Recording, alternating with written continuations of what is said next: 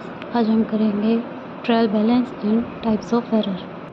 Trial balance is a statement that keeps a record of the final ledger balance of all accounts in a business. Trial balance क्या करता है कि record रखता है किस चीज़ का, लेजर की सभी ट्रांजैक्शन का, मतलब एक तरीके से उसको समराइज करता है, अच्छे से बताता है। ट्रायल बैलेंस एक स्टेटमेंट है, इसके 2 कॉलम्स होते हैं, debit and credit. Trial balance is prepared at the end of a year, मतलब साल के आखिरी में इसे प्रिपेयर किया जाता है। Is use to prepare financial statement like profit and loss account और बैलेंस शीट, मतलब इसका यूज कहाँ किया जाता है, फाइनेंशियल स्टेटमेंट बनाने में और P&L अकाउंट बनाने में और बैलेंस शीट को तैयार करने में। द मेन ऑब्जेक्टिव क्या है इसका? मेन ऑब्जेक्टिव है मैथमेटिकल एक्यूरेसी के ऑब्जेक्टिव क्या होते हैं? Arithmetical error, help in preparation of financial statement, summarising all the financial transaction.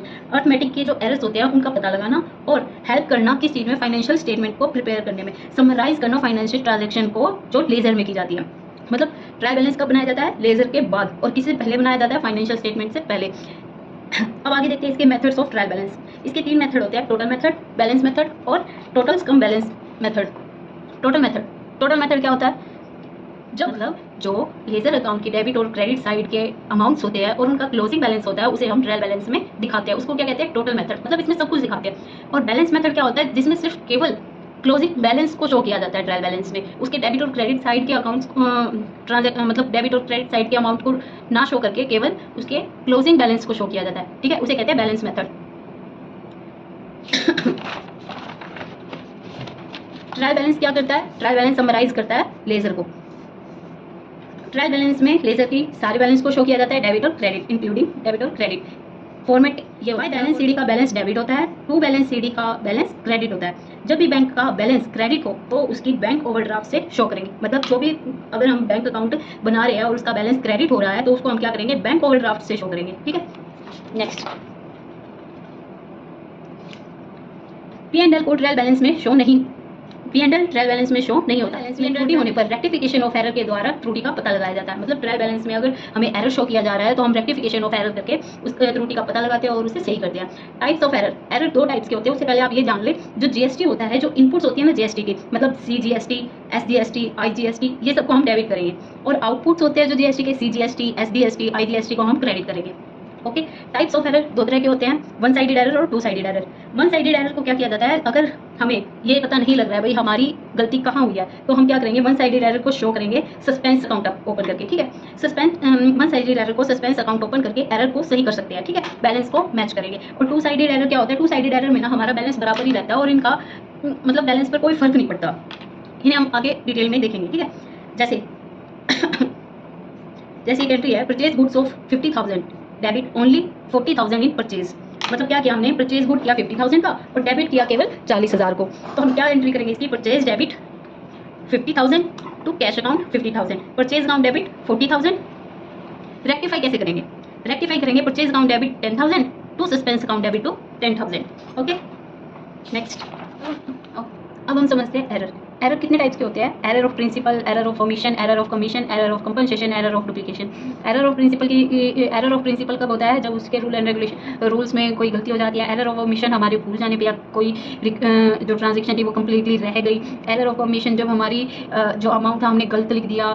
Error of compensation मतलब 2 बार पोस्ट कर दिया या फिर कम या ज़्यादा पोस्ट कर दिया। Error of duplication. एक एक करके समझते हैं। हम शुरू करते हैं एरर ऑफ ओमिशन से। एरर ऑफ ओमिशन क्या होता है? जब कोई ट्रांजैक्शन हम पूरी या फिर उसका कुछ हिस्सा रिकॉर्ड करना भूल जाते हैं, उसे क्या कहते हैं हम? Error of omission. ये भी 2 तरह के होते हैं, कंप्लीटली एंड पार्टली। कंप्लीटली कब होता है? जैसे गुड सोल्ड किया हमने on credit but not recorded in sales count, sales book लिख लो या अकाउंट। ठीक है, मतलब हमने कोई माल बेचा और उसे सेल्स बुक में लिखना भूल गए, वो हमारी क्या है? Complete omission. पार्टली ओमिशन क्या होता है? जब हम उसका कुछ हिस्सा या उसका कुछ अमाउंट लिखना भूल जाते हैं। पार्टली ओमिशन जैसे परचेज मशीनरी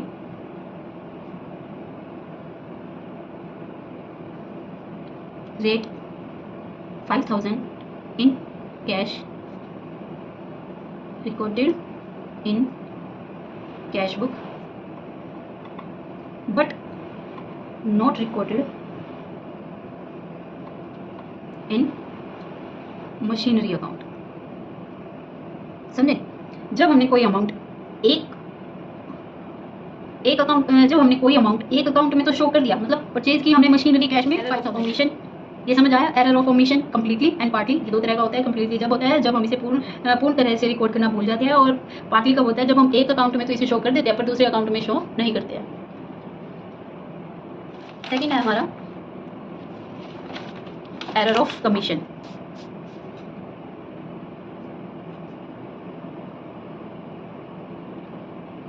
क्या होता है जब हम किसी अमाउंट को लेजर अकाउंट में ही गलत शो कर दे, मतलब हमारा था 450, 540 लिख दिया, था 100, 1000 लिख दिया, ठीक है। मतलब इसकी जो शुरू से गलती होती है ना, वो शुरू से होके आती है लेजर अकाउंट में, या फिर लेजर अकाउंट को बनाने में जिस अकाउंट की हमने हेल्प लिया उसमें, ठीक है। This error are caused due to wrong recording of transaction. मैं लिख के बता देती हूँ आपको। This error are caused due to wrong recording of transaction, no sorry, wrong totaling of subsidiary books of ledger account, wrong posting and wrong carry forward। ठीक है, इसको हम एग्जांपल से समझे तो क्या होगा इसका एग्जांपल, जैसे error of recording in the book of original entry goods purchase from Ravi for rate क्या रखें, 450 रख लेते हैं, चलो। बट क्या किया हमने, गुड्स रिकॉर्डेड, गुड्स को रिकॉर्ड किस में किया हमने, as rate 540 in the purchase book. मतलब इसमें बुक तो सही है, हमारा अकाउंट भी ठीक है, पर क्या है, अमाउंट गलत हो गया, 450 की बजाय 540। एक और ट्रांजेक्शन ले लेते हैं, मतलब एक और एग्जांपल ले लेते हैं। एरर इन टोटलिंग और balancing of ledger account. Error in totalling और बैलेंसिंग, जब हमारे टोटल में या बैलेंस में एरर होता है तब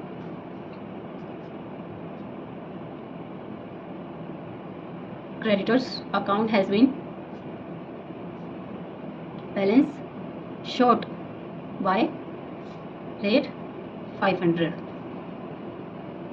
ठीक है, आई होप आपको समझ आ गया होगा। And third types of error क्या होता है हमारा, एरर ऑफ ओमिशन में पोस्टिंग कौन कौन सी हो सकती है, मतलब जैसे एरर ऑफ पोस्टिंग देखते हैं इसमें। एरर ऑफ पोस्टिंग कौन कौन सी, posting with wrong amount,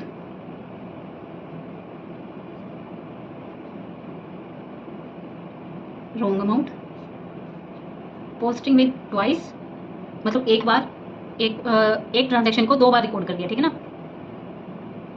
posting twice. And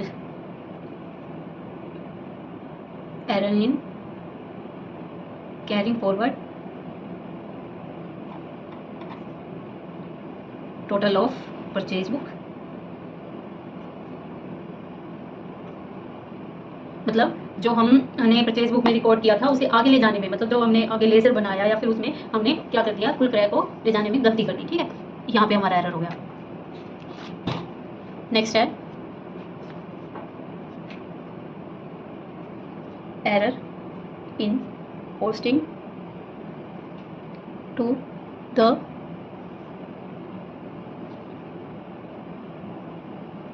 wrong account, but क्या होगा इस पोस्टिंग का ना अफेक्ट नहीं पड़ेगा, ठीक है ना, correct side do not affect trial balance.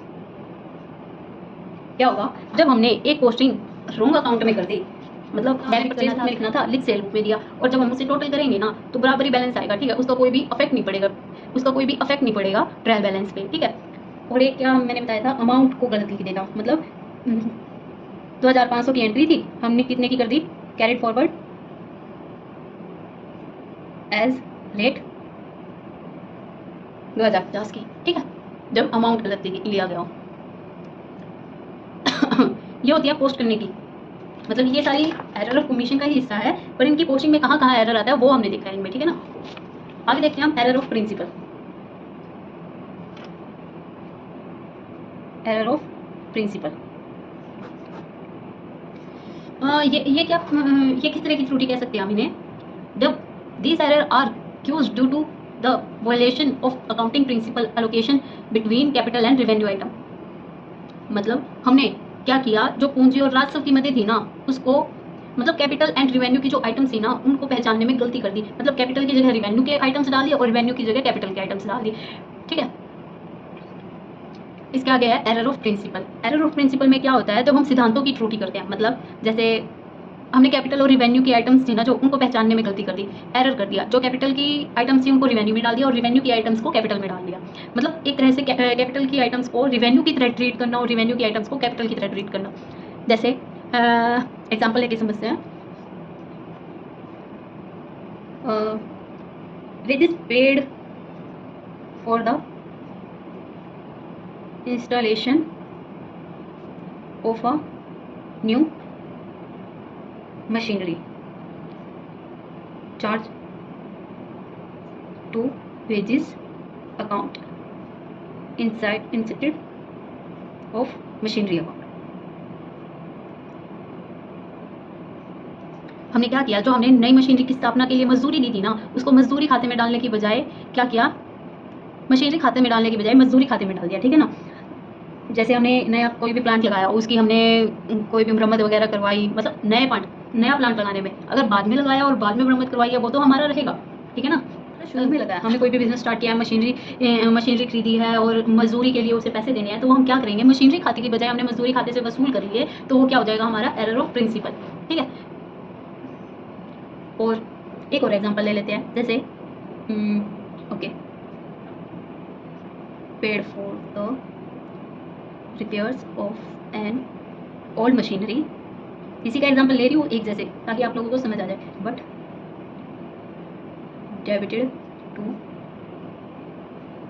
Machinery account inside of repair account, repairs account.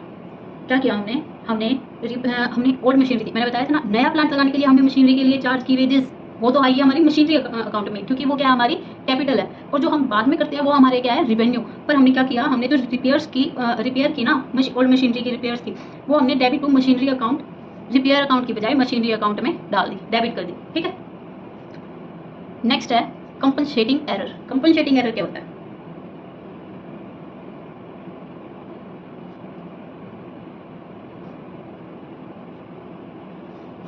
Compensating error क्या होते हैं, मतलब दो या टू और more errors committed in such a way that the net effect of this error in nil. मतलब क्या करते हैं, जब हम दो या दो से अधिक त्रुटियां कर देते हैं और इस तरह की गई जिनका जो मतलब हमारा इफेक्ट दिखना था ना, वो शून्य हो गया, तो उसको क्या कहते हैं, कंपनसेटिंग एरर। जैसे एग्जांपल से समझते हैं, cash paid to Ram rates 5000, but क्या किया, cash paid to Ram 5000 but debited him as rate 500 and paid Mohan rate 500 but debited him as rate 5000। So क्या हो गया, net effect will be nil. Okay, क्या किया हमने, जब हमने कैश पेड किया राम को 5000 का, पर डेबिट किया हमने 500 रुपये, और मोहन को पेड करने थे 500 रुपये, पर हमने डेबिट कर दिए 5000, तो क्या हो गया, दोनों में बैलेंस हो गया। जब more errors committed in such a way that the net effect of this error in nil. Types of इससे आगे हम नेक्स्ट क्लास में करेंगे, आज के लिए बस इतना ही। आई होप आप लोगों को समझ में आया हो। Thank you so much, bye bye.